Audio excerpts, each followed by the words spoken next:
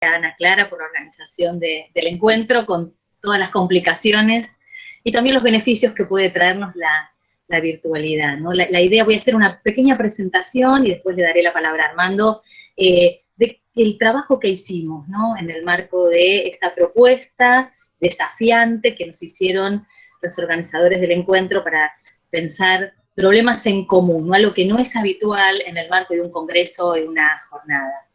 El camino que recorrimos los tres para poder acordar un eje común y problemas que nos vincularan requirió tiempo, como se imaginan, aun cuando terminó siendo más sencillo de lo que pensábamos. Desde el mes de junio comenzamos a reunirnos, de forma virtual obviamente, nos juntábamos una vez por mes aproximadamente, empezamos con dudas, con incertidumbres, pero de a poco comenzamos a amasar, digamos, a lo largo de los encuentros, ideas que se fueron reconfigurando en cada una de las reuniones. Tuvimos aproximadamente 6 encuentros desde que empezamos a encontrarnos, y a partir de, aparecieron ideas comunes, como les decía, a partir de lecturas que fuimos haciendo en conjunto y fuimos discutiendo, documentos, fuentes que intercambiábamos con comentarios de cada uno de nosotros, y también intercambio de textos propios, ¿no? De alguna manera los textos que íbamos armando, que vamos a presentar hoy, los fuimos discutiendo a lo largo de esas reuniones virtuales que tuvimos.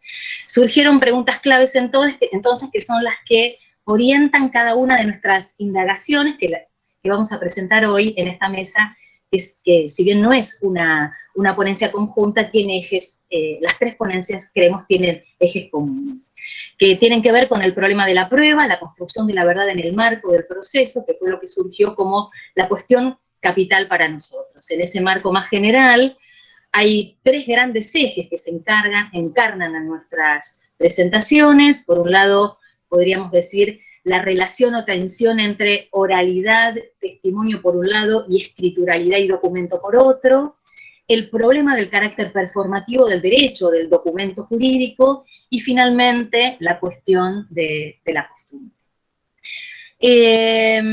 Ojalá pueda percibirse en las ponencias este trabajo común realizado, que fue increíblemente fructífero para nosotros como historiadores e historiadoras.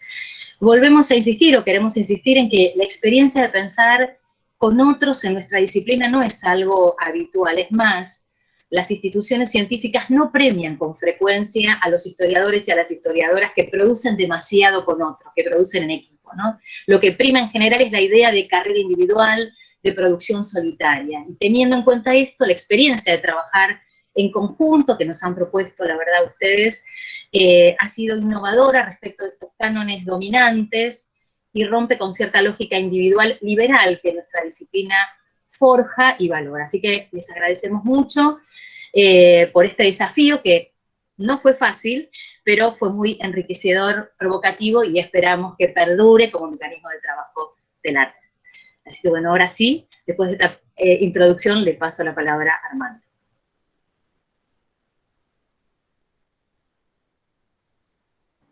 Muchas gracias, Paola. En primera instancia, yo me sumo a la felicitación y al agradecimiento para los colegas que nos han ayudado a la preparación de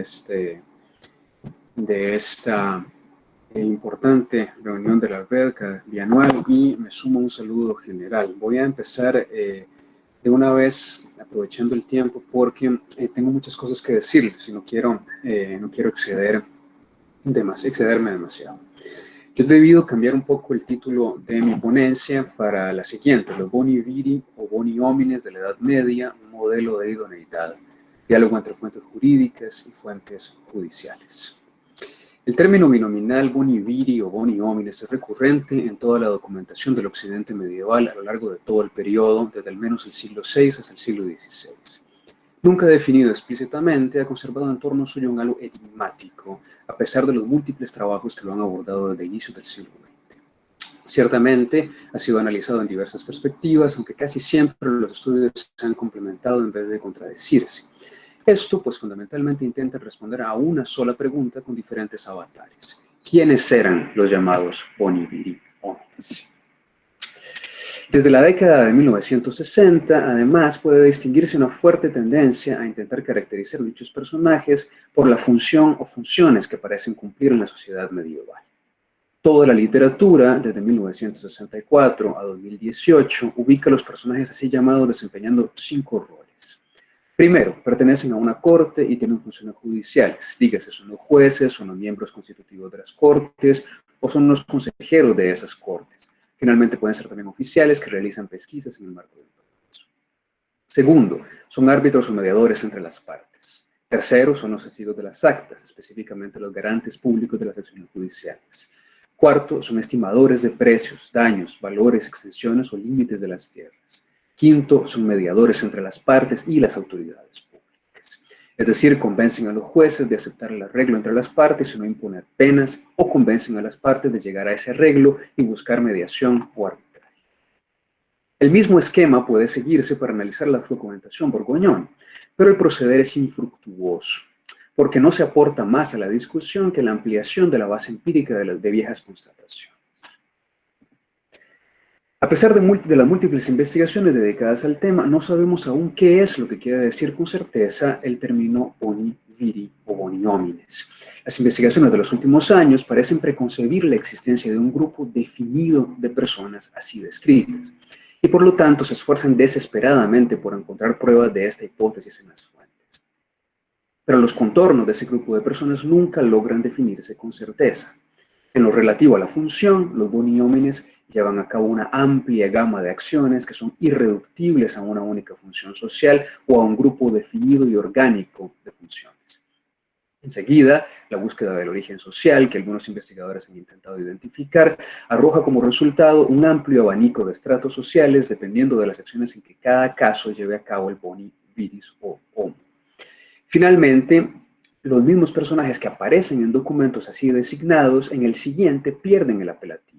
Y también las acciones y funciones por ellos desempeñadas son, en contextos prácticamente iguales, desempeñadas por personas que reciben otros apelativos distintos, como señores, honesti, probi o periti, o simplemente no reciben apelativo alguno.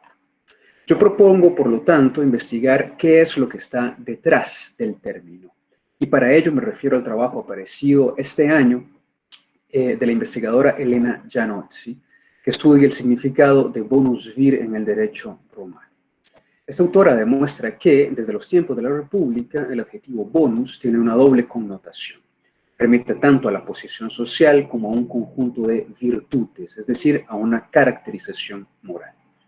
Enseguida, su análisis de la literatura jurídica, de la cual, aclara la autora, es difícil extraer una definición nunca explicitada del bonus vir, permiten varias conclusiones.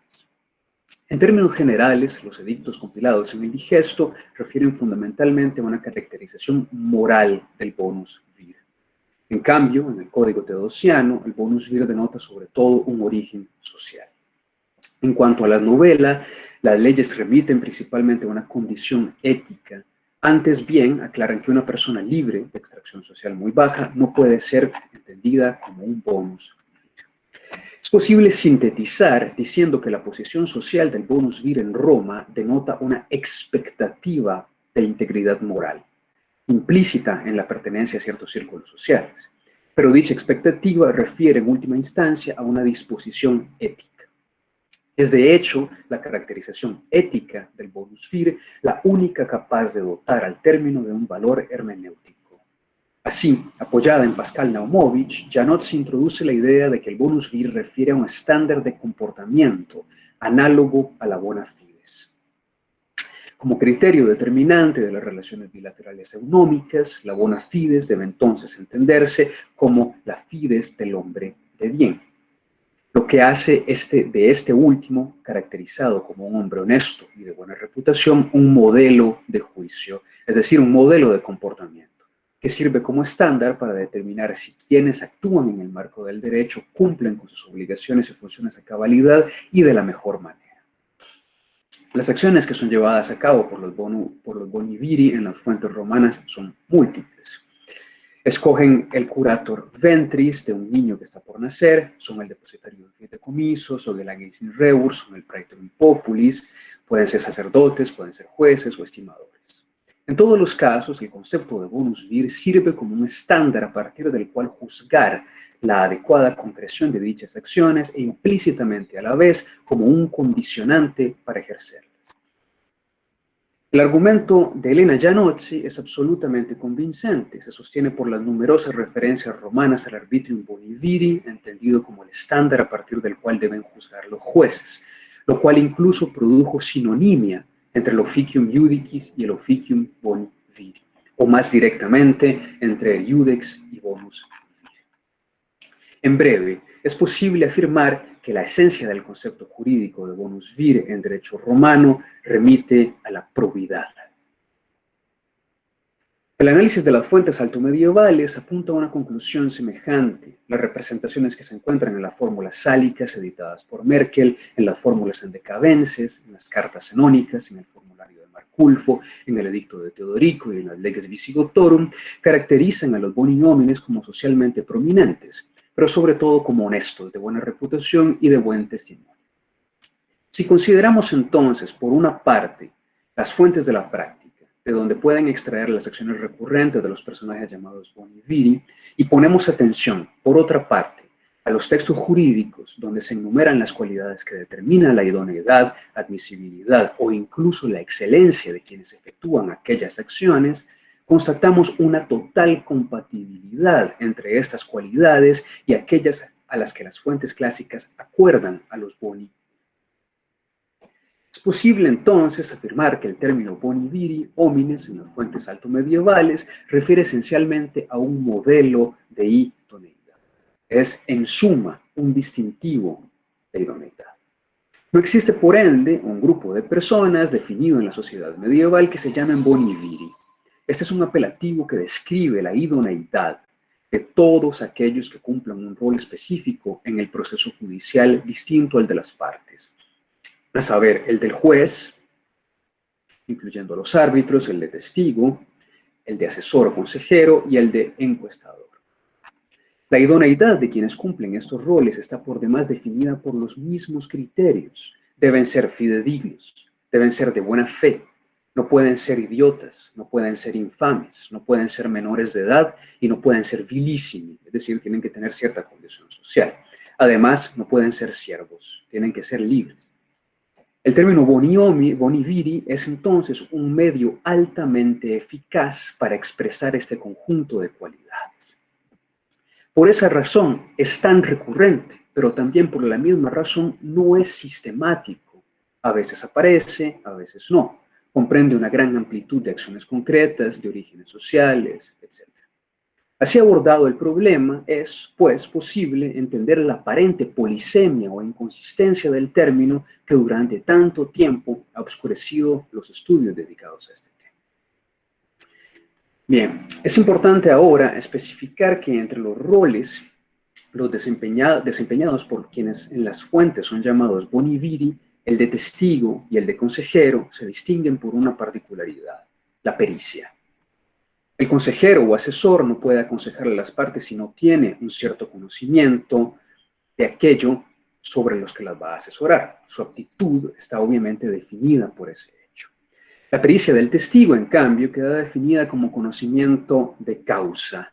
El primero en especificarlo es Yves de Chartres, que nos dice: non admittimus autem testimonia eorum qui dicere solem transeuntes eudice aliquem dicentem. Es decir, no se admite el testimonio de aquellos que escucharon algo al pasar, es decir, tienen que haberlo visto y haberlo presenciado. El obispo de Chartres es seguido en este punto por Graciano, que afirma la misma idea basándose en una carta de Calixto I. Como lo pueden ver aquí, no se puede aceptar el testimonio de aquellos que no hayan presenciado los hechos, que no los vieron y que no estuvieron presentes ante su redención. Así pues, cuando Tancredo, en su Ordo Iuris, la joya de la literatura procesal del siglo XIII, resume el modelo de idoneidad de los testigos, utiliza 7 criterios. Conditio, no pueden ser siervos. Sexus, no pueden ser mujeres o hermafroditas. Aitas, no pueden ser menores de edad. Discretio, no pueden ser idiotas. Fama, no pueden ser infames. Fortuna, no pueden ser vilissime. Fides, deben ser fidedignos. pero luego explicita que los testigos solo pueden declarar sobre aquello que vieron y que sucedió en su presencia, lo que afirma citando a Graciano, aquí abajo. Con ello queda pues definido el último criterio de su idoneidad, la pericia. La pericia parece ser la característica más valorada en la definición del modelo de idoneidad que expresa el término boni viri, lo que se evidencia en que la acción más recurrente efectuada por aquellos que reciben el apelativo, ubicua en todo el occidente medieval e inmutable a lo largo de todo el periodo, es la de estimar. El análisis de la documentación muestra que la estimación, que es la más evidente concreción de la pericia aplicada, puede penetrar un proceso judicial mediante un número reducido de vías, básicamente bajo la forma ora de testimonio, ora de consejo. Concentrémonos en el testimonio. En múltiples ocasiones, las partes en un litigio o en una componenda establecen que será a partir del criterio de los llamados boni viri que se determinen los resarcimientos o precios a pagar en caso de algún perjuicio. En 1164, por ejemplo, el obispo de Langres juzga un pleito entre Biardo de Buxo y el monasterio de Clairvaux. Determina que aquel que debe renunciar a toda su tierra y que, si sus animales dañaran los prados y campos de la abadía, éste debería de pagar un precio para resarcirles ad estimationem bonorum virorum. Un caso muy semejante data de 1257, cuando el señor Guido de Champlot dona al monasterio de Dillot un campo, pero prohíbe que las bestias de los monjes pasten en sus tierras adyacentes. Si tal fuera el caso, los monjes deberán resarcir el daño según la estimación de boni viri. Otros ejemplos ilustran una situación muy semejante, pero ligeramente distinta. En 1180, por ejemplo, los religiosos de Gilly aceptan un arrendamiento emfitéutico, un molino perteneciente a la abadía de Saint-Germain en París. Se comprometen a conservar el molino en las condiciones en que lo han recibido, cuya constatación deberá ser hecha por expertos, llamado boni viri, qui uius rei periciam habent, es decir, que tienen pericia al respecto, lo dice explícitamente el documento. En esos ejemplos es claramente previsible que la estimación de los boni viri deberá ser hecha pública y refrendada mediante un rito judicial para poder adquirir validez. Solo así proferida tendrá un peso legal suficiente como para servir a la resolución de una controversia. Así, el carácter de la estimación es promisorio. No se ha efectuado, sino que se debe efectuar, y será sobre ella que pueda fundarse el fallo del juez a favor de una u otra parte. Así las cosas, la pregunta que cabe es de qué manera podrá este criterio ser incluido en el proceso. Y la respuesta es que es difícil imaginar que exista otro vehículo para penetrar el proceso si no es la prueba testimonial, cuyos mecanismos reguladores, además del examen diligente del juez, le permiten adquirir el estatus de verdad judicial y fundamental una resolución. Solo mediante el testimonio de los boni viri que estiman se puede conocer y establecer la verdad sobre lo disputado. Para la región del sureste alemán y el este francés, Helmut Maurer demuestra por su parte que el conocimiento que tienen los más ancianos, respetables y probos vecinos de la comunidad en lo referente a los valores y a los límites territoriales se obtiene usualmente mediante la realización de pesquisas. Es por ello que el pronunciamiento de los limitadores, llamados en ocasiones boni viri, están usualmente precedidos por un juramento. Los ejemplos borgoñones donde los testigos distinguidos por su pericia son llamados boni viri y deponen bajo juramento son relativos sobre todo a los usos y costumbres, punto que será ilustrado mayormente por las ponencias de las dos colegas que me acompañan. Para Borgoña, en 1210, por ejemplo, el conde de Auxerre planeaba hacer una donación al convento de Pontigny y realiza una encuesta en la que interroga a boni viri sobre los derechos que posee en la tierra que donará. Y en 1235 el duque de Borgoña realiza una pesquisa sobre las condiciones de movilidad de los siervos y otros elementos constitutivos del ius et consuetudinem de la región de Dijon, a partir del examen de las deposiciones juradas de multorum virorum fide dignorum. La pericia de los personajes llamados boni viri homines entonces no es únicamente relativa al conocimiento de algún ars, como en el caso de los molineros, sino que también es la acumulación de experiencia vital que algún miembro respetable y fidedigno de la comunidad que lo faculta a emitir un testimonio válido sobre los usos, las formas y las prácticas que en su conjunto componen las costumbres de una localidad. Concentrémonos ahora en el consejo. La fórmula de concilio bonorum virorum bonorum hominum es recurrente en la documentación borgoñona, sobre todo luego del siglo XII, y tiene dos posibles acepciones. Puede significar que los aconsejados son las partes o que los aconsejados son los jueces. En los primeros casos, usualmente la intervención de los boni viri altera el orden regular del proceso, empujando a una salida alternativa. En el segundo de los casos, en cambio, la expresión significa que se ha respetado el buen orden del proceso y que la sentencia se apega a la ley, lo que se extiende a observar los usos y costumbres locales en lo relativo al fondo. En estos casos, el término boni viri puede ser sustituido por el de prudenti viri o también por el de periti. La pericia de los boni viri, entendida como el conocimiento de los procedimientos y de los usos locales, comienza a ser percibida en los documentos desde finales del siglo XII como juris pericia.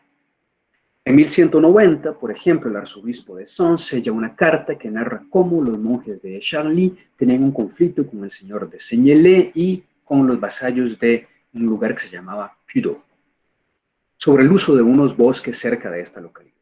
La querella se había extendido por algún tiempo, así que ambas partes se comprometieron en aceptar el arbitraje de varios juris peritos et amatores aequitatis. Estos juris peritos, sin embargo, no eran doctores ni magistri, sino miembros prominentes de la localidad, la mitad de los cuales eran laicos. Todo sugiere entonces que el término juris perito designa aquí a aquellos que tienen conocimiento de los usos y las costumbres locales. Luego de la década de 1230, el término juris periti designa un conocimiento que abarca también el derecho docto, y es cuando aparece explícitamente relacionado con el apelativo boni viri, particularmente en las actas del duque de Borgoña. En una encuesta ducal fechada de 1235, aparece por primera vez la fórmula de concilio bonorum virorum, seguida de lo siguiente: in otruque iure peritorum, es decir, peritos en ambos derechos, el canónico y el romano, por supuesto. En este contexto, el duque consulta a los boni viri sobre si la encuesta ha sido llevada a cabo secundum dominum et ius. Es pues evidente que la expresión de concilium bonorum virorum expresa el apego a las buenas formas procedimentales y a las costumbres locales. Luego de 1242 aparece otra expresión que se adjunta a esta última. Entonces, en un acta encontramos la expresión nuevamente de concilium bonorum virorum, seguida de nobilium et innobilium, in utroque iure peritorum, seguido también de la expresión solum deum habentes prae oculis, que es una fórmula que emana directamente del derecho canónico, sobre todo propia de Inocencio III. Está incluida también en los decretales por Ramón de Peñafort y la encontramos en Ostiensis. Y esta fórmula está relacionada en la tradición canónica con la forma de la conciencia del juez, pero también con el respeto del orden canónico del proceso. Luego de 1260, las actas de los bailes ducales incluyen las mismas expresiones, pero ahora en vernáculo.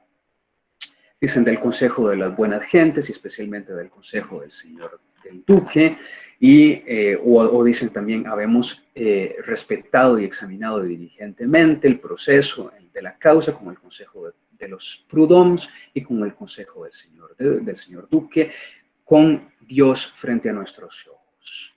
Con ello se afirma pues haber seguido el proceso apropiado en observancia de la costumbre local y de la ley, y además de haber fallado justamente. Es posible afirmar en suma que en la Borgoña de los siglos XII y XIII el término boni viri homines califica en múltiples instancias aquellos cuya pericia los faculta para aconsejar a las partes y al juez con respecto al orden adecuado del proceso y al apego de las sentencias a los usos locales. No es, por lo tanto, ninguna casualidad que el término pueda ser sustituido por el de periti, viri periti o incluso por el de iuris periti, hasta acabar siendo este prácticamente asimilado al de boni viri en las actas de jurisdicción local posteriores a 1230. Bien, llegados a este punto, podemos afirmar que la pericia de los personajes llamados boni viri parece tener una doble dimensión. Indiferentemente de si son testigos o son consejeros. Primero, son conocedores de los hechos y segundo, son conocedores de la costumbre, del buen proceder judicial y también del derecho. Este esquema de doble dimensión lo encontramos expresado desde la Leges Visigotorum, donde el término boni homines designa personas cuya experiencia los faculta para realizar estimaciones justas y legítimas por una parte, pero también refiere a aquellas cuya experiencia vital las hace conocedoras de los usos y las costumbres por otra. Se trata pues de aquellos que conocen tanto el hecho como el derecho, incluyendo por supuesto la costumbre. Así pues, el valor fundamental de la pericia para la definición del contenido del término boni viris es la que explica por qué con tanta frecuencia los estimadores, los consejeros y los testigos reciben este apelativo. Ya para terminar, nada más quiero referirme al punto general que unirá nuestras tres ponencias, que es esta tensión que existe entre oralidad y escrituralidad. Para ello me parece importante señalar una particularidad de la documentación borgoñona. Todo a lo largo de los siglos IX, X y inicios del XI, el término utilizado por las fuentes, sin excepción, es el de boni homines. Enseguida encontramos un hiato de 100 años que no puede ser ignorado, en donde el término no aparece en ningún documento. Luego, en tres actas, una de 1099, otra de 1100 y otra de 1109, el término reaparece, pero ha mutado. Los documentos hablan ahora de viri honesti et boni testimoni, de concilio bonorum virorum o de boni et legales viri. La referencia del término a un modelo general de idoneidad no parece haber cambiado, de ahí que perdure el adjetivo bonus. La transformación importante está en la transición del vocablo homines al vocablo viri. A pesar de la evidente sinonimia entre ambos términos, no es posible considerar el cambio como insignificante, pues todas las actas anteriores prefieren sin excepción homo y las posteriores vir. Tampoco puede ignorarse el vínculo entre este cambio y el hiato de casi 100 años en las fuentes. ¿Cómo explicarlo? Es nuestra opinión que la escritura de las actas y el vocabulario jurídico y formal del que se nutren y responden a principios y a finales del siglo XI a dos modelos distintos. Esta es la idea que han defendido autores como Olivier Guillot-Janin, Dominique Barthélemy, Jacques Brel o Benoît Tocque. El primer modelo sería pues el carolingio, a su vez inspirado en las fórmulas y códigos de los siglos VI y VII. Y el segundo modelo estaría en cambio impregnado con más claridad del derecho docto. Dicho en pocas palabras, la reaparición del término boni viri en la documentación borgoñona hacia finales del siglo XI y la sustitución del vocablo homo por el vocablo vir son muy probablemente manifestaciones de la penetración del derecho romano en la práctica judicial. Primeramente, todas las fuentes clásicas, como lo ha mostrado el estudio de Elena Giannozzi, hablan exclusivamente de vir y no de homines. El segundo término hace su aparición solo en las leyes bárbaras y en las fórmulas de los siglos VI y VII, como lo había ya señalado Tomás Rabot para el formulario de Mercurio. Teniendo estas por referencia, las fuentes carolingias, al menos las emitidas por la Cancillería Imperial, hablan en exclusivo de boni homines, influenciadas todavía por este modelo. Las fuentes borgoñonas del siglo X conservan el término. No es sino luego del giro documental del siglo XII que las actas compuestas por los religiosos, expuestas a un nuevo tenor del derecho canónico, forjado en la segunda mitad del siglo XI, no solo en Italia, sino que también en la escuela de Chartres, asumen poco a poco el vocabulario de los antiguos doctores. No es en absoluto casual que una de las primeras actas concernientes a la región de Borgoña en utilizar el término vir provenga del legado pontifical más importante de toda la reforma gregoriana en Francia, Hugues de Die. Esto dado que tanto en Borgoña como en otras regiones francesas, los legados pontificales fueron los vectores del modelo judicial canónico. Paso a las conclusiones y termino. Bien, hemos intentado argumentar, pues primero, que el término boni viri no refiere a un grupo definido de personas, sino que es un indicador de idoneidad, un distintivo de calificación, como lo había llamado Nielsen von Streeck. Refiere, por lo tanto, a un modelo de idoneidad cuyas cualidades constitutivas regulan la admisibilidad de las personas a los diversos roles en un proceso judicial. De este modelo de idoneidad, la cualidad prominente y de mayor durabilidad es la pericia. Este es el factor determinante en múltiples instancias del apelativo boni viri homines. Alguien es, pues, así llamado fundamentalmente porque tiene pericia. La pericia de los llamados boni viri homines abarca el conocimiento de los hechos y el conocimiento del derecho en sentido amplio. De ahí que los estimadores y asesores reciban con tanta frecuencia dicho apelativo.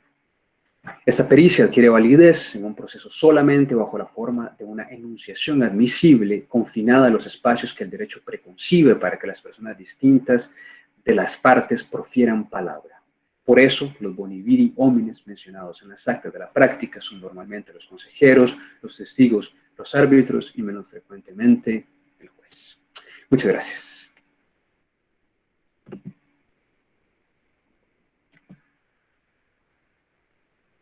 Gracias, Armando, por tu ponencia. No me enrollo más para dejar que las demás ponentes sigan con el trabajo en conjunto. Y en ese sentido, continuaré la ponencia de la doctora María Filomena Coelho, que, bueno, yo manejaré un poco el PowerPoint en este caso. Estoy a la palabra, Filo. Gracias, Diego.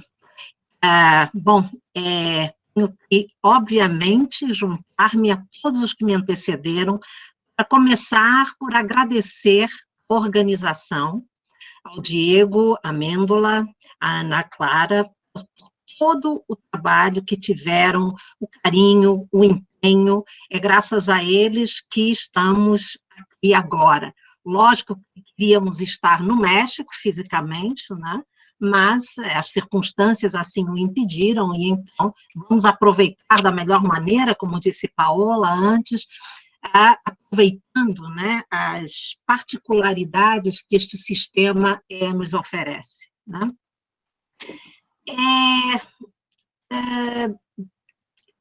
Quero também dizer da alegria de ter compartilhado, tanto com a Paola quanto com o Armando, estes últimos meses de discussão. Tem sido muito enriquecedor, me permitiu pensar um objeto de estudo sobre o qual eu já vinha me debruçando há algum tempo, mas agora com um olhar diferente. Então, graças, devo dizer, não que eles tenham a culpa, mas graças às nossas discussões com a Paola e o Armando, e eu cheguei às conclusões que cheguei. Claro que reafirmar aqui que eles não têm a culpa do lado negativo, digamos, né, dessas conclusões e somente dos pontos positivos. Agradeço ao Diego que tenha se disponibilizado a colocar o PowerPoint para mim, uma vez que ele, ao passar do computador, aqui ao mudar de computador, se desconfigurou. Mas, enfim, conta então com a ajuda do Diego. Obrigado uma vez mais. Bom, neste ano, comemoram-se 800 anos das famosas inquirições de 1220, realizadas no reinado de Afonso II de Portugal. Diego, você pode passar, por favor? Esse instrumento jurídico tem sido apontado como evidência das precoces estratégias de centralização do poder régio em Portugal na Idade Média. Na medida em que se trataria de inquirir sobre a apropriação indevida de direitos e patrimônio régio, a intenção das inquirições seria coibir os abusos e, sobretudo, por meio dessa manifestação de força, estabelecer o poder do monarca sobre o território do reino. Apesar do caráter de precocidade que comumente se atribui às inquirições de 1220, o ato de inquirir constitui um instrumento bastante conhecido e utilizado em distintas épocas e instâncias do poder. O fato de que esse instrumento político tenha se difundido como ação e como registro não esclarece, entretanto, de que forma as informações coletadas foram utilizadas. Embora não se conheçam as consequências imediatas, o que poderia ser atribuído a lacunas documentais, não é incomum que a historiografia identifique desdobramentos institucionais e jurídicos dentro de um arco temporal mais alargado, ao vincular diferentes iniciativas administrativas. próprio ato ritual jurídico-político de inquirir certamente tinha grande impacto e eficácia como encenação do poder. Não somente emergia a imagem do rei, posto que ausente fisicamente, mas fortaleciam-se os inquiridores, que frequentemente pertenciam ao poder local, palco das inquirições. Em termos historiográficos, seria importante marcar a diferença entre o momento em que os inquiridores arguíam testemunhas e a elaboração dos registros que conhecemos hoje. Em termos documentais, as inquirições de 1220 sobreviveram por meio de registros que não refletem o momento em que os inquiridores ouviram as testemunhas, mas da reelaboração desses depoimentos na chancelaria régia, sendo impossível saber o que foi suprimido ou acrescentado pelos escrivães. Pode passar, Diego, por favor.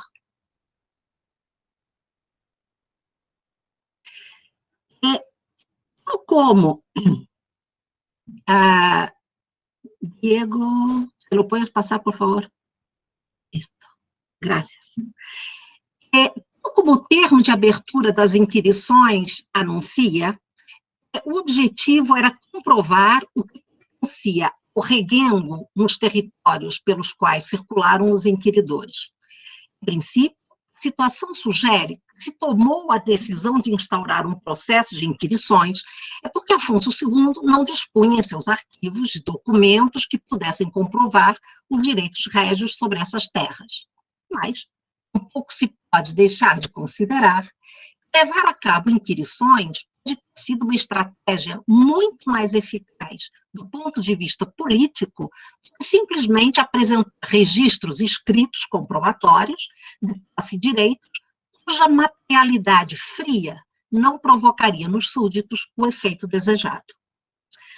Os procedimentos inquisitórios permitem, por meio do juramento, estabelecer uma verdade judicial com base na declaração de várias pessoas, escolhidas pelos próprios inquiridores.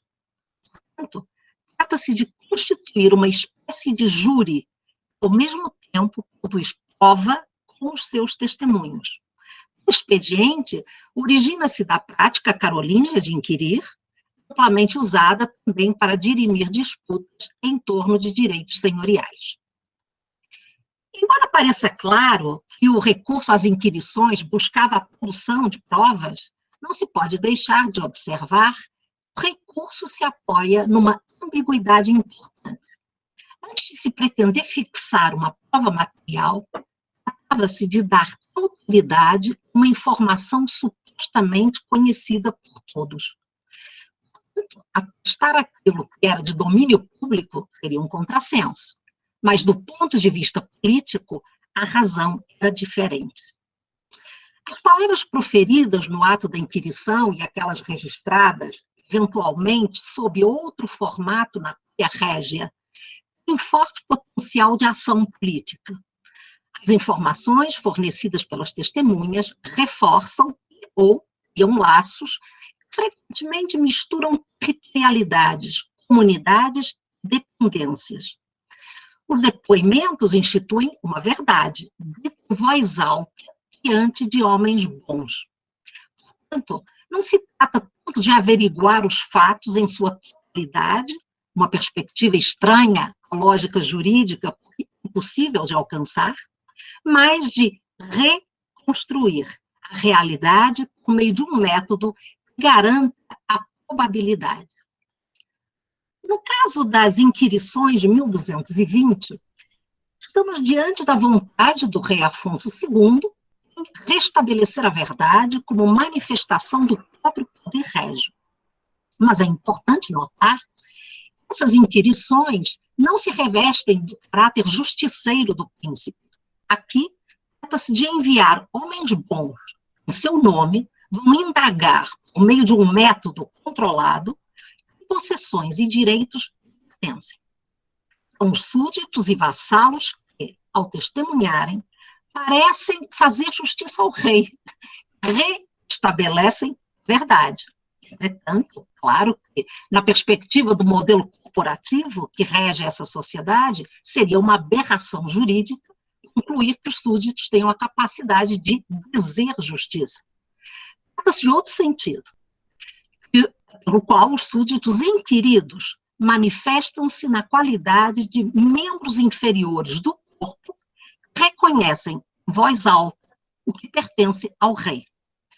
Essas testemunhas fundem-se com o monarca no corpo do reino, com um resultado que pensamos ser muito mais frutífero no campo da obediência, ou seja, no reconhecimento da autoridade, do que no campo judicial, do qual se esperariam medidas punitivas, eventuais usurpações do patrimônio régio.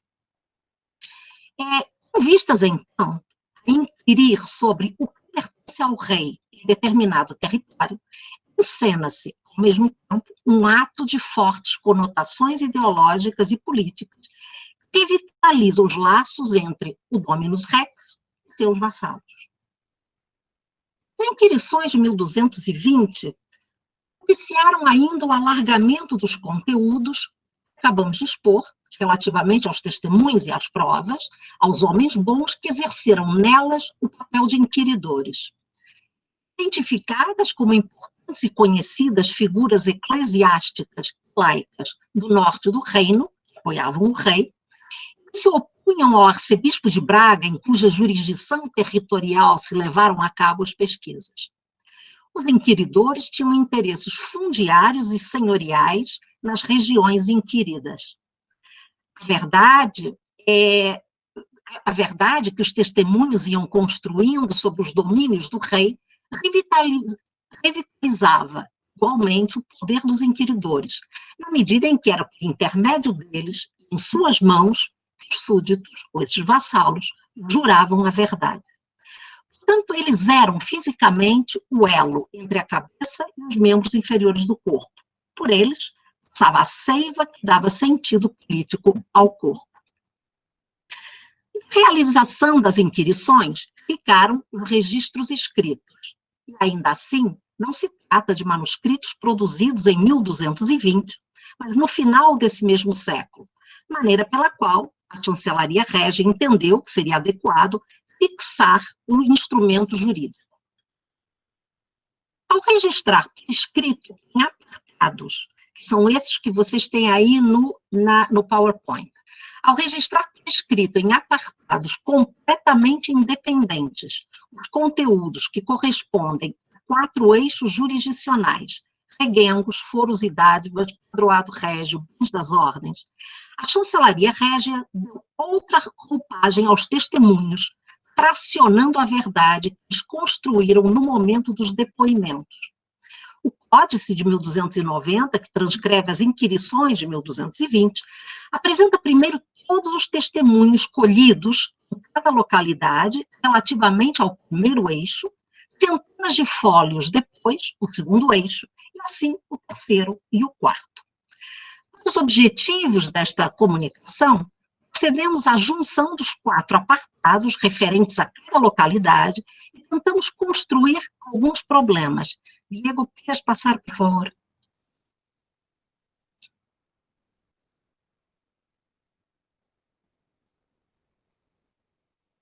Graças. Observem-se os registros do Termo de Guimarães, é o primeiro a figurar no manuscrito, dos quais selecionamos apenas um exemplo, respeitando a ordem dos referidos eixos, ou seja, os ejes jurisdiccionais. O primeiro, como podem ver aí, o reguengo, ou realengo, é o segundo, né, relativo a foros e dádivas, fueros, zonas, patronazgo, regio, padroado, e, por último, los bienes de las órdenes, los bienes eclesiásticos. Ao se analisar o exemplo apresentado, evidenciam-se algumas disparidades referentes aos nomes próprios e às grafias que parecem sugerir que a cópia do final do século XIII tinha sido realizada com base em um documento que, por sua vez, também já estava organizado de acordo com os eixos jurisdicionais, possivelmente produzido por mais de um copista. Isso poderia explicar a diversidade de versões resultado de diferentes leituras e interpretações das abreviaturas dos nomes próprios, etc. Diego, pode passar, por favor?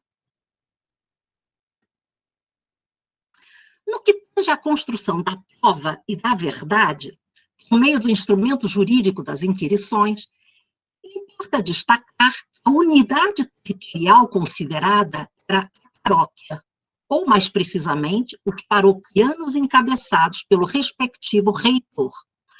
A menção explícita e primordial, praticamente sem exceção, toda a extensão do território abrangido pelos inquiridores, as listas de testemunhas são lideradas por um eclesiástico, cujas funções são definidas por meio dos vocábulos clérigos, abas, prelatos, capelanos, prior, presbítero, monacos, frade, etc.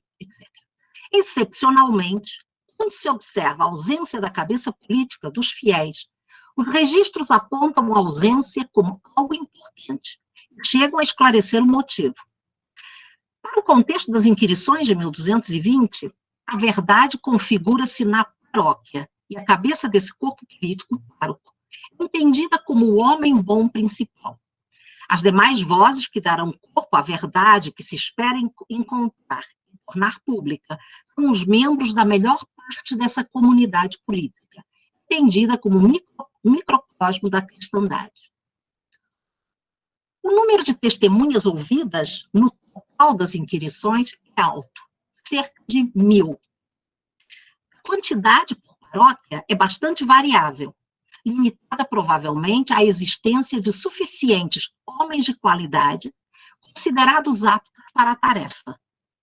Embora se observe relativa tendência a compor o testemunho da paróquia com entre 8 e 11 vozes, há também abundantes exemplos diversos. Nos depoimentos em que o número é mais reduzido, normalmente, após os nomes, esclarece-se que na localidade aí não havia mais. A qualidade das testemunhas é um aspecto muito estudado pela teoria do direito.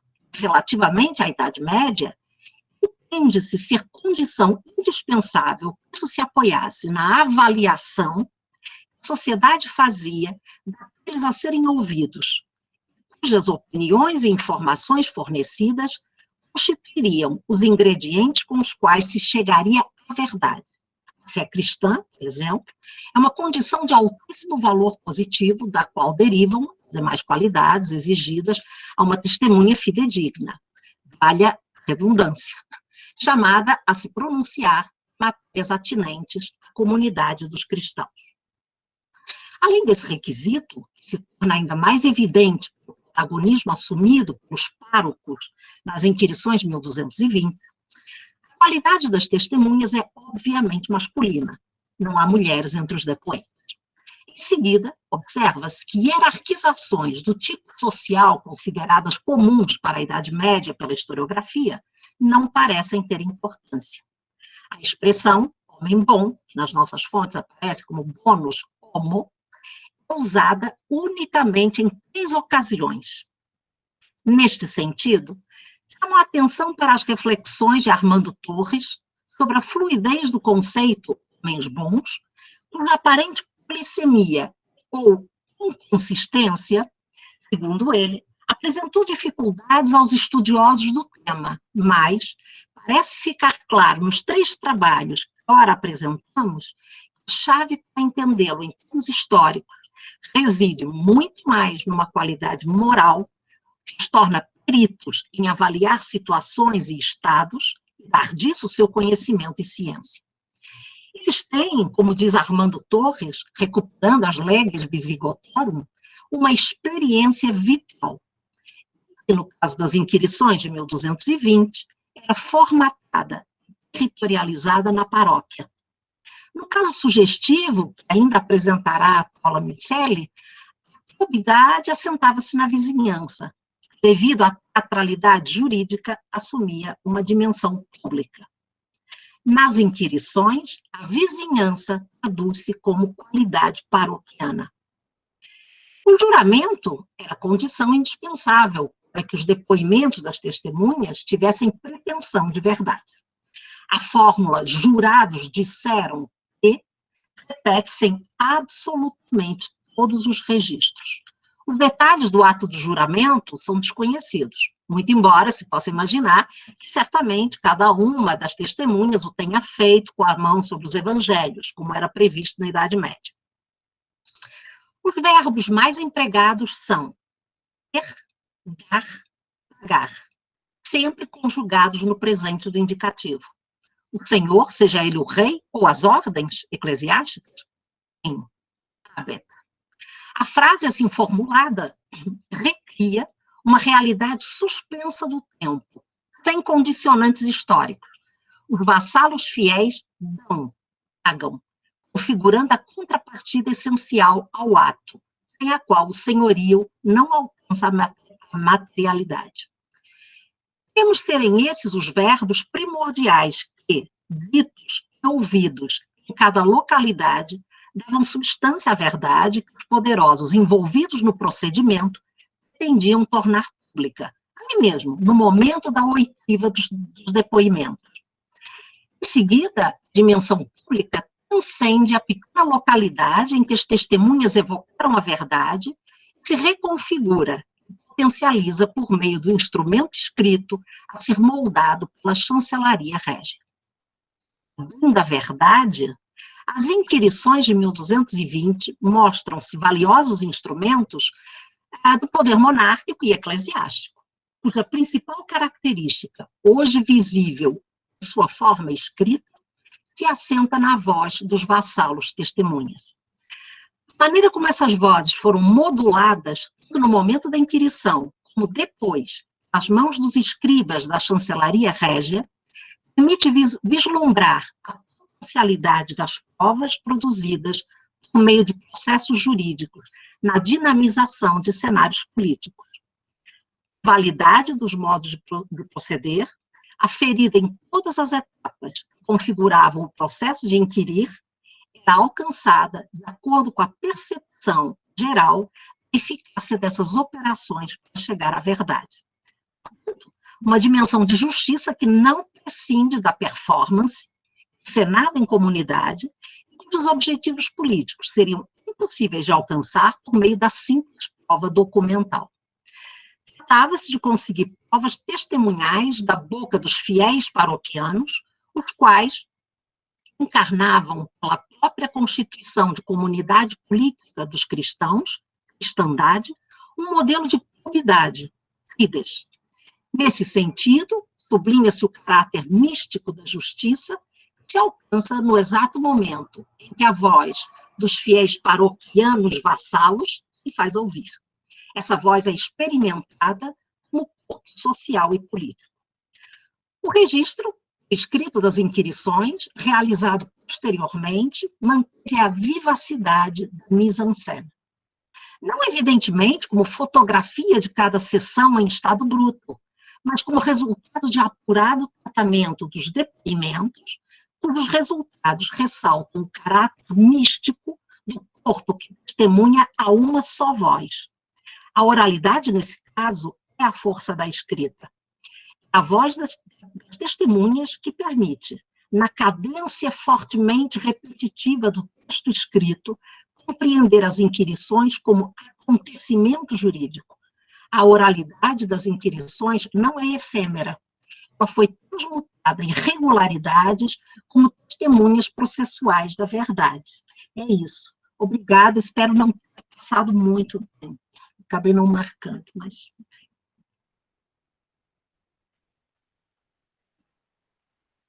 Muchas gracias a la doctora María Filomena Coelho por esta excelente ponencia. Creo que surgirán bastantes preguntas hacia el final. Y bueno, para terminar este equipo de 3 personas, pasamos con la doctora Paola Micheli para esta tercera sección de su ponencia. Está a su palabra.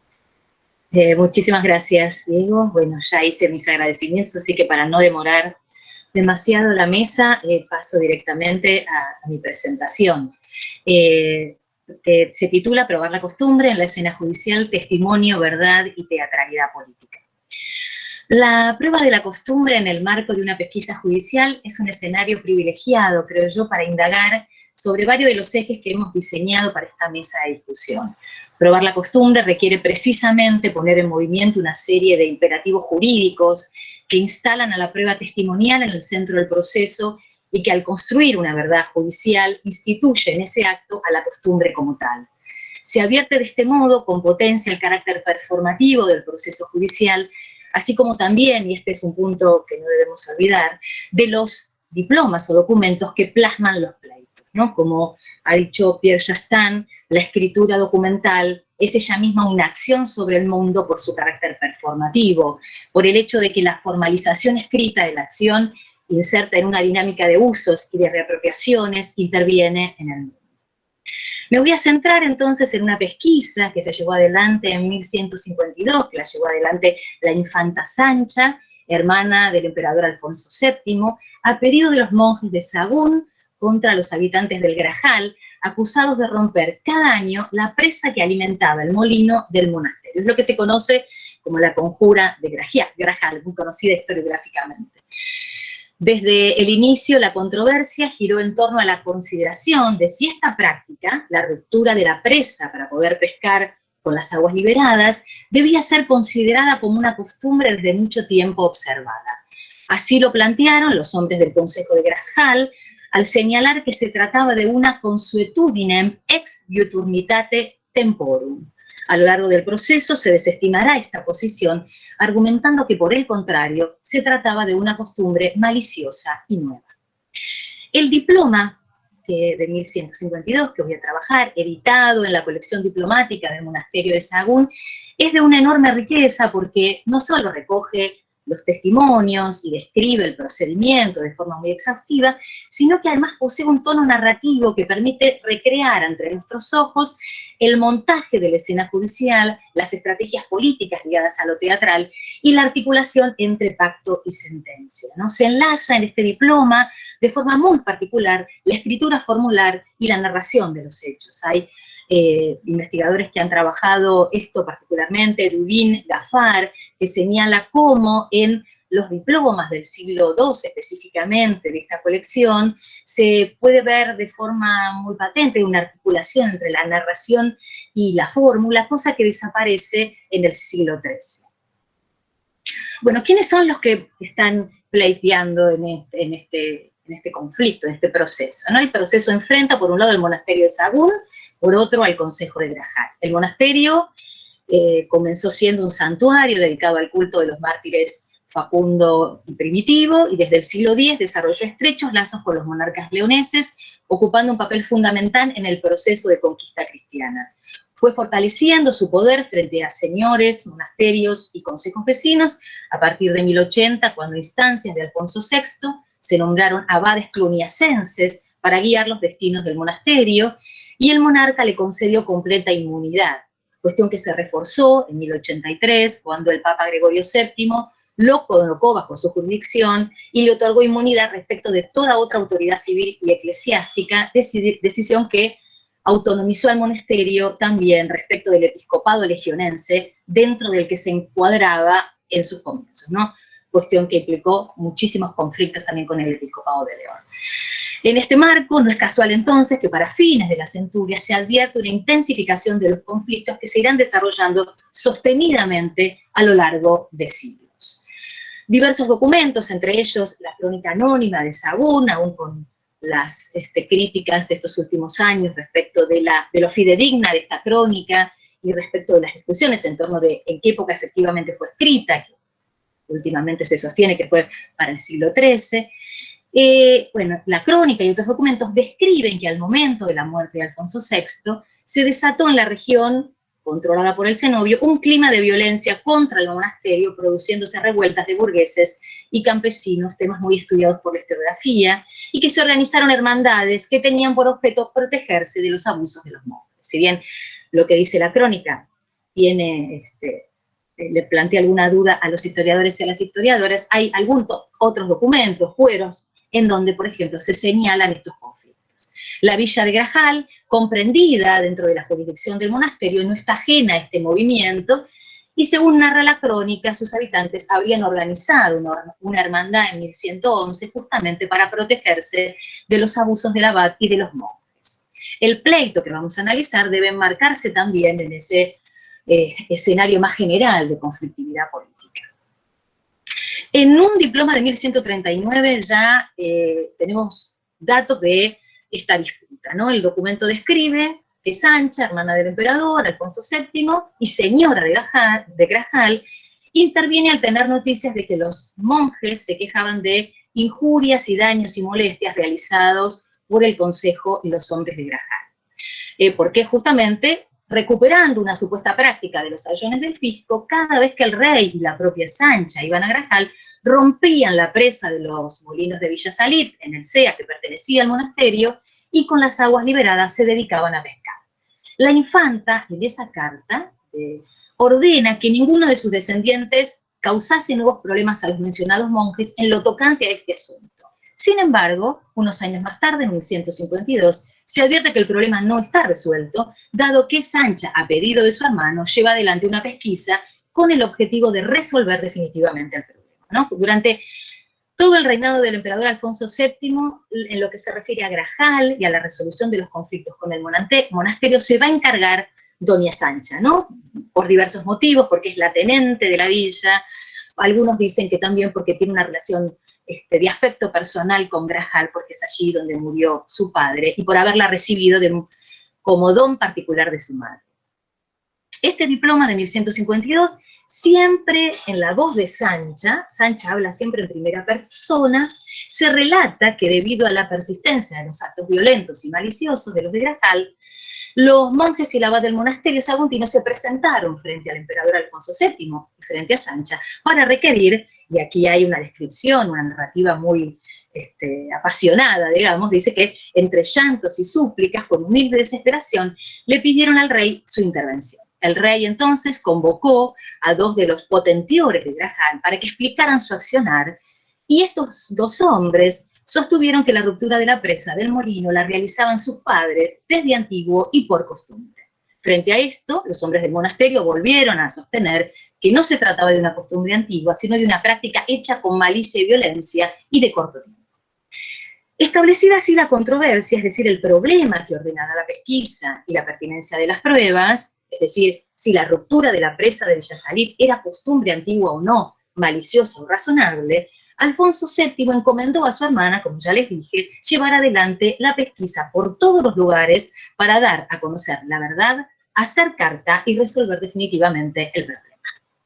Entonces, de lo que se trata es de probar una práctica, si una práctica recurrente puede ser considerada costumbre en los términos del derecho. Para ello, y según el derecho común, debían cumplirse dos requisitos básicos: ser antigua, sobre todo para el derecho canónico, ¿no? Ser antigua y razonable. El modo de prueba que el mismo derecho común consideraba de mayor legitimidad para probar estas dos cuestiones era el testimonio. En realidad, debería decir que, si bien el derecho común reconocía como válidas numerosas formas de la prueba judicial, para toda indagación posee una especial predilección para la palabra de los testigos, ¿no? Esto también apareció en las presentaciones de Armando y de Filomena. Esta preferencia se apoyaba por un lado en las limitaciones impuestas a la escritura como forma de prueba, por otro, como señala Marta Madero, en la primacía que los juristas, siguiendo a Aristóteles, dieron a los sentidos en los procesos cognitivos, ¿no? Los testimonios se presentan entonces a la pesquisa como el modo de prueba más habitual y eficaz para la construcción de la verdad judicial. Así que lo primero que va a hacer Sancha será nombrar a dos de sus más antiguos y fieles vasallos, de buena fama y vida y temerosos de Dios, y luego de jurar sobre los santos evangelios, los va a enviar en busca de 2 o 3 vecinos por cada localidad para que puedan testificar sobre el hecho en disputa. Les va a indicar explícitamente que escojan entre los más ancianos y de mejor vida y fama. Sancha requiere entonces, por un lado, hombres ancianos, porque uno de los requisitos para probar una costumbre es que haya sido observada durante mucho tiempo sin violentar ningún derecho, y por otro lado, hombres de buena fama, porque como sabemos, la condición de vecino probo es uno de los elementos de construcción de la credibilidad de los testimonios. Esta identificación de la creencia con la cualificación social de quien testifica o jura no es una novedad del siglo XII del derecho común, porque ya la podemos ver y está presente en los fueros previos. Sin embargo, la novedad del derecho común será que aún ocupando un lugar fundamental la condición de los testigos, su fama pública, adquirirá mayor relevancia a la hora de la construcción de la verdad judicial la reconstrucción cognitiva del hecho, ¿no? Es algo que advierte Marta Madero, que entre el siglo XII y el XV el derecho común impondrá un cambio en el creer verdadero. La construcción de la verdad dependerá directamente de la creencia del juez, pero basada sobre todo en la credibilidad de unos testigos que, siendo su testimonio el medio de prueba más relevante, serán convocados para exponer lo que saben, lo que creen y lo que recuerdan, ¿no? Esas serían como las dimensiones cognitivas. 14 testigos de 7 aldeas diferentes se presentan entonces ante Sancha, quien les va a tomar juramento colectivo y van a declarar de uno en uno para probar el hecho de la pesquisa. A cada uno les va a preguntar utilizando la misma fórmula. Cito: si había visto o oído o sabía de alguna u otra forma si los hombres de Grajal habían quebrado o debían quebrar la presa de Villa Salí desde hacía mucho tiempo por antigua costumbre o no. Fin de la cita. En esta pregunta, hecha a cada testigo, se advierte lo que acabamos de señalar. Para poder decidir y dictar sentencia y construir la verdad del hecho es necesaria la dimensión cognitiva. Se sabe por qué se vio, por qué se oyó, por qué se recuerda. Preguntado bajo esta fórmula, el primer testigo, que es de la localidad del Melgar, dijo que nunca había visto, ni oído, ni sabía nada de que los hombres de Grajal hubiesen roto o tuviesen que romper la presa de Villa Salí, sino que recordaba lo que había sucedido un día puntual en la víspera de San Pedro y San Pablo, de hacía 29 o 30 años, cuando vio en Melgar al sillerero Bernardo, gritando y llorando amargamente y diciendo que los hombres de Grajal habían roto la presa de los molinos de Villa Salí. Y aquel mismo día, y que estaban allí pescando y que le habían dicho que lo iban a matar si no se iba de allí inmediatamente. Relata luego que, como el sillerero era una persona muy querida, se movió todo el lugar y salieron de la villa todos los hombres de Melgar armados, dispuestos a matar a los hombres de Grajal. Viendo este tumulto, un hombre mayor, Miguel Juanes del Melgar, de alta honestidad y estima, y para evitar un gran homicidio, intervino calmando la turba y propuso intervenir él directamente con los hombres del Consejo de Grajal para aplacar el conflicto. Oído todo esto, dice el testigo, toda la multitud aceptó la propuesta y se volvieron todos a la villa. Miguel Juanes, acompañado tan solo de sus hijos, fue a hablar a los hombres de Grajal y, según se testifica, durante el bienio sucesivo, mientras vivió Bernardo el sillerero, los hombres de Grajal no volvieron a romper la presa. Pero al tercer año de muerto Bernardo, dice el testigo, los hombres de Grajal volvieron a romper la presa y sucesivamente casi todos los años oía decir que los hombres de Grajal habían vuelto a romper la presa y creía que esto lo hacían por fuerza e injustamente. Lo primero que me gustaría resaltar de este primer testimonio es que niega obviamente que se trate de una práctica habitual, ¿no? Cuando dice nunca había oído, nunca vi, no sabía que estos hombres tuviesen que romper. Y la remite obviamente a un hecho puntual. No es una costumbre ancestral, es un hecho puntual. En segundo lugar, señala que a la muerte del sillerero volvieron a romper la presa, pero indica que lo hicieron por fuerza e injustamente. Es decir, aplica aquí una fórmula indispensable para impedir que una práctica devenga derecho, en la medida en que una costumbre requiere ser razonable y requiere ser antigua, ¿no? El error repetido, según el derecho canónico, no genera costumbre. Luego de escuchar este testimonio, Sancha convoca precisamente a quien fuese en el relato del primer testigo el protagonista del acuerdo con Grajal, que es Miguel Juanes, ¿no? Le vuelve a hacer la misma pregunta. Es interesante ver cómo en todos los casos se hace referencia a la edad de los testigos para marcar esa cualidad para poder dar testimonio de la ancestralidad de la práctica. El testimonio es muy similar al anterior. Lo que insiste también este segundo testigo es que a la muerte del sillerero volvieron a romper la presa y habían oído de muchos otros que los hombres de Grajal hacían esto con malicia e injustamente. Y señala que la causa era porque el abad y los monjes no querían eximirlos del portazgo que les había concedido el rey Alfonso VI en la villa de São. Aparece aquí por primera vez un argumento que se va a repetir en todos los testimonios, que la ruptura de la presa tenía como objetivo que el monasterio los eximiera del portazgo.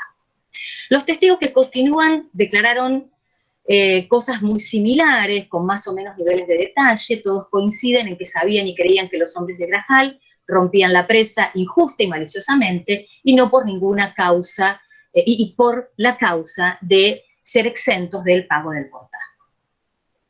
El diploma en voz de Sancha explica que la infanta interrogó luego un par de testigos más, y para abreviar un poco el proceso, excusó a varios, porque evidentemente le parecía que todos más o menos decían lo mismo. Dice Sancha, entonces hallé que todos ellos concordaban con lo que habían declarado los testigos anteriores, es decir, que nunca habían visto, ni oído, ni sabían que los hombres de Grajal hubiesen roto la presa, ni que por tradición tuviesen que romperla, sino que lo hacían desde hacía 28, cerca de 30 años más o menos. También dijeron que habían oído de muchos, y así lo creían, que por la fuerza injustamente hacían aquel mal contra el abad y los monjes de Sabo. A esta altura del proceso los dados ya están echados, ¿no? Los testigos, a través de lo que saben, creen y recuerdan, construyen una verdad que desestima toda posibilidad de que la ruptura de la presa sea considerada costumbre. Se trata de una práctica que los testigos insisten en considerar como no ancestral ni razonable. Pero para sorpresa del historiador que trabaja sobre pesquisas, Sancha hace algo poco habitual antes de dictar sentencia, o por lo menos es lo que el diploma nos quiere hacer creer. Convoca a dos hombres, los más ancianos y honrados de Grajal, para que le dijesen la verdad de lo que sabían del hecho. Ambos testigos, imaginen, temerosos de su integridad física, le piden a Sancha inmunidad. Sancha se las concede y luego les resume las declaraciones de todos los testigos. Y oídas aquellas acusaciones, los de Grajal quedan estupefactos y, lamentándose mucho y deshechos en lágrimas, dicen: maldito sea el diablo que nos engañó, porque es verdad todo lo que los testigos han dicho. Sancha les pregunta si saben algo más de lo que los testigos habían declarado, y responden que sí, que habían conjurado sobre los santos evangelios, los hombres y las mujeres de Grajal, para romper la presa una vez por año, y habían jurado que si los interrogaban respecto de eso, iban a decir que se trataba de una costumbre ancestral. ¿Por qué esta puesta en escena si no había duda, según el transcurrir de la pesquisa, de que la ruptura de la presa no componía costumbre en tanto era maliciosa y reciente? El documento trasunta una teatralidad que se explica, creo, por el marco político en el que se inscribe. No solo se trata de probar una costumbre, sino de mostrar una conjura por parte de todos los habitantes de Grajal, jurando falsear una verdad sobre los santos evangelios, una conjura contra el monasterio.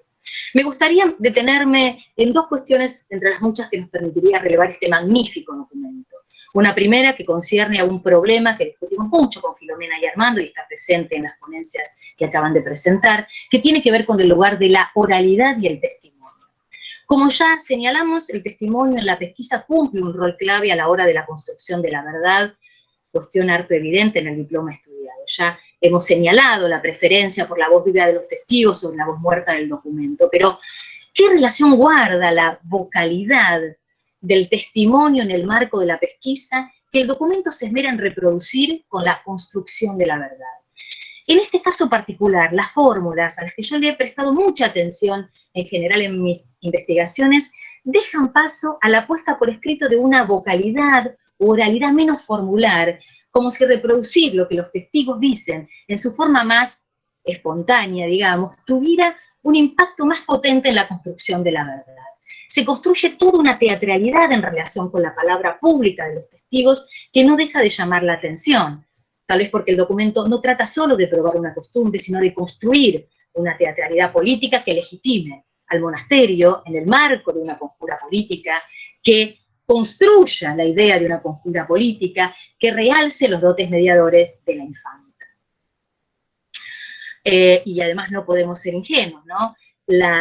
Estos diplomas han sido escritos en el marco de un scriptorium de un poderosísimo monasterio que tiene una intención política obviamente clara, ¿no? Ya Stan había señalado, como decía, la importancia de la escritura a partir de este momento, del recurso escrito para la construcción de la identidad de los grupos y para la consolidación de las relaciones de dominación. Ahora bien, no solamente es el escrito el que recrea la vocalidad del testimonio, sino que existe un juego permanente entre oralidad, vocalidad y escritura en el propio documento. se advierte rápidamente esta relación, cuando al final del diploma, para dar sentencia, Sancha reúne a todos los hombres de Grajal y dice que una vez reunidos ante ella, les leyó todo lo que los testigos precedentes habían declarado. ¿Sí?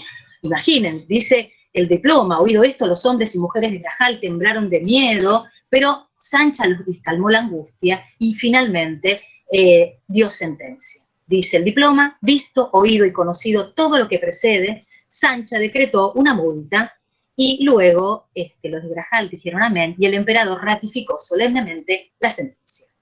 La situación podría sintetizarse así. Se lee una sentencia escrita para que la comunidad pueda ver, oír y conocer la verdad producida a partir de la recreación escrita de la vocalidad de unos testigos. La dimensión cognitiva en la construcción de la verdad del hecho no solo es necesaria entonces para la credibilidad del testimonio, sino también para la validación pública de la verdad del proceso. Para finalizar, el segundo punto significativo de la sentencia, que para mí es significativo, es el que establece a futuro que la ruptura de la presa no podrá ser considerada antigua, por lo tanto costumbre. Indica el diploma en la voz de Sancha, de que si después de su muerte, la de su hermano, la de sus hijos y otros príncipes, cualquier hombre, mujer, quien quiera que fuera, simplemente por capricho, volviera a romper la presa y dijese que lo hace por antigua y por larga costumbre, aun cuando la rompan por 50, por 100 años o por 1000 años, no puede ser considerada costumbre. Me permito señalar un par de cuestiones finalmente respecto de esto, algunas que ya he señalado en algunos otros trabajos sobre el tema de la costumbre.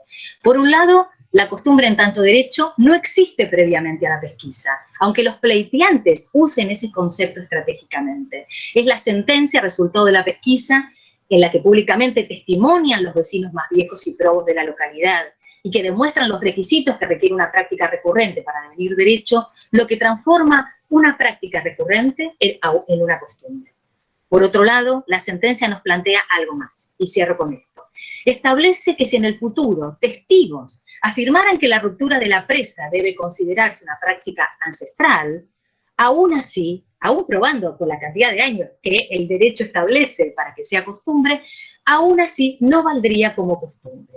Si bien, como indicamos, el testimonio era el modo fundamental para la construcción de una verdad y probar una costumbre, el diploma de Sancha, su escritura en el marco del monasterio, intenta condicionar a futuro la voz viva de los testigos con la voz muerta del documento.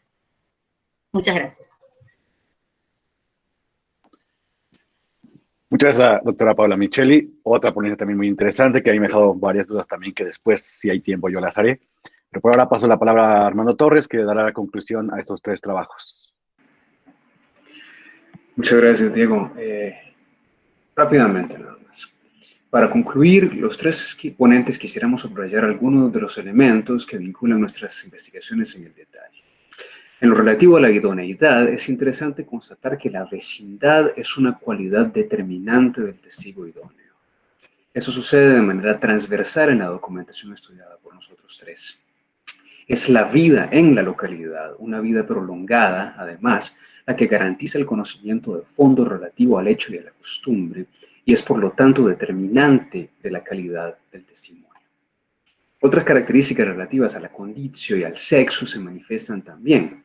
Filomena lo resume brillantemente diciendo: la idoneidad de los testigos en las pesquisas regias está determinada porque son parroquianos, es decir, porque son vecinos de la localidad y son hombres libres.